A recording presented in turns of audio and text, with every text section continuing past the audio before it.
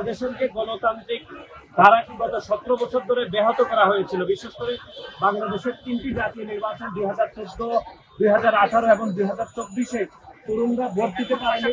তরুণরা তাদের নিজের জীবনের বিনিময়ে ঘুরিয়ে হাসিনাকে বিতাড়িত করেছে। সেই তরুণদের এক ধরনের ঐক্যবদ্ধ এবং তরুণদের অংশগ্রহণের মাধ্যমে আজকের এই সমাবেশকে আমরা সফল করবো, যেখানে বাংলাদেশের ছাত্র সমাজের একটি বৃহৎ অংশ এই সমাবেশে যোগদান করবে বলে আমরা মনে করি।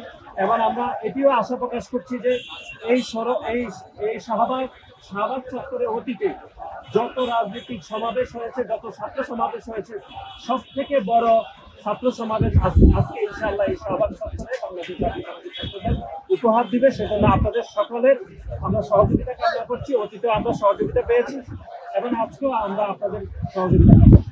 এই প্রোগ্রামটি ছিল শুরুতে শহীদ মিনারে। সেটির একটি কারণ ছিল যে আপনারা জানেন যে শহীদ মিনারে গত বছর এক দফা দেওয়া হয়েছিল সকল রাজনৈতিক দল, সকল ছাত্র সংগঠনের সমষ্টিগত সিদ্ধান্তের ফলে।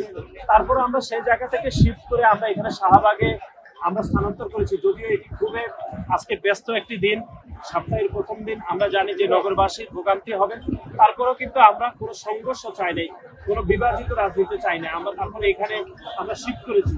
তারপরে আমরা মনে করি নগরবাসীর এক ধরনের ভোগান্তি হবে, সেজন্য আমরা নগরবাসীর প্রতি আগাম আমরা দুঃখ প্রকাশ করছি, আমরা ক্ষমা প্রার্থনা করছি। আমরা মনে করছি খুব দ্রুত সময়ের মধ্যে আমরা আমাদের প্রোগ্রামটি শেষ করব। আমরা যদি ধরুন 2:30 থেকে 3টার মধ্যে প্রোগ্রাম শুরু করতে পারি, আমরা 5:30 থেকে 6টার মধ্যে প্রোগ্রামটি শেষ করার আমাদের সকল প্রস্তুতি রয়েছে। যদি একটু বৃষ্টির সম্ভাবনা রয়েছে, তারপরও আমরা মনে করছি 5:30 থেকে 6টার মধ্যে ইনশাআল্লাহ আমরা প্রোগ্রামটি শেষ করবো। এই জন্যই যে নগরবাসীর জন্য ভোগান্তিটা কমে আসে, অফিস শেষে জন্য তারা নির্বিঘ্নে বাসায় যেতে পারে অথবা তাদের গন্তব্যস্থলে যেতে পারে, সেজন্য আমাদের সকল প্রচেষ্টা